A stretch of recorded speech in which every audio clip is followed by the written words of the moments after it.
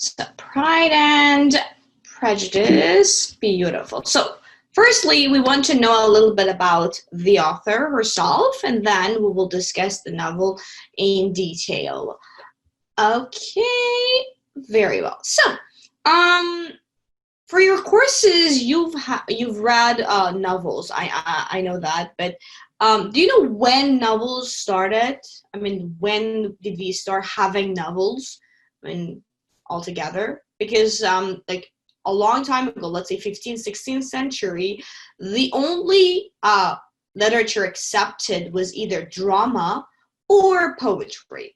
But what about novels? What do you think? You can venture a guess.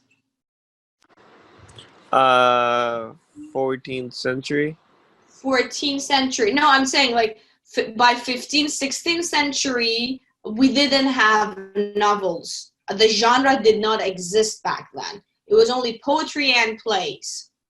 You need to get a little bit closer. So rather than plays, they decided to make it into a novel, I guess. Yes, exactly. The genre didn't exist back then. So they believe that the only kind of literature was poetry, for example, that it had like numerous literary devices in them. There were rhyming, there were alliteration, metaphor, simile, because drama, like plays, were somehow similar to poetry as well. If you read Shakespeare, you can notice that. It's not like you can follow easily. It's like more like a poem, right? So have you heard of the novel Robinson Crusoe? Or you might have heard I've heard of Robin Hood, but not that. Robin Hood, yeah, that's a good one. That's one of the children's classics as well. Novel writing, the genre itself started by the beginning of the 18th century. So before that, we had no such genre.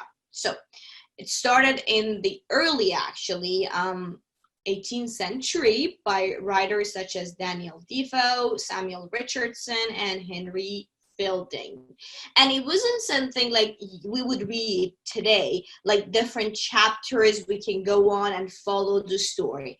No, novels were printed in volumes, and there were no chapters so that we could follow the story, because it was just the beginning. They didn't know how to accomplish the genre. So it started back then, during the 18th century, by these three writers, whom you can see all were men. There were no female writers when novel writing started. So what made it different from the rest of literature? We're saying that this is a new genre, right? So what was it about it that made it different?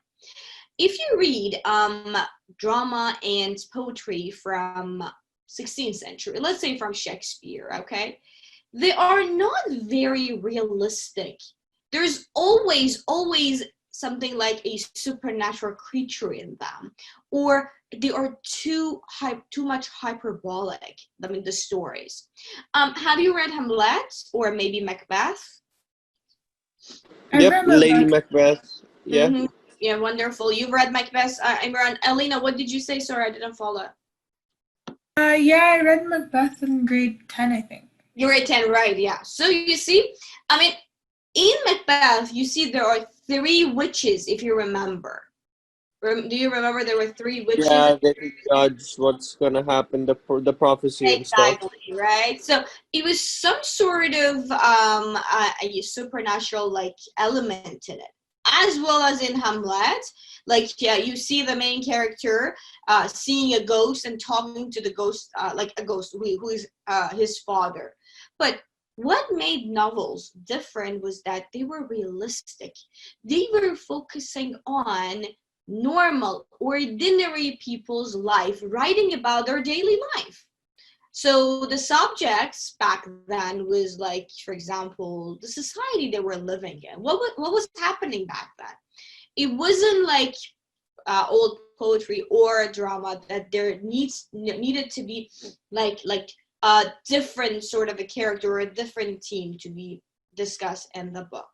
So one thing we know about this new like genre was that It focused on the lives of ordinary people, and it was realistic. So realism was one of the main features of it. Okay?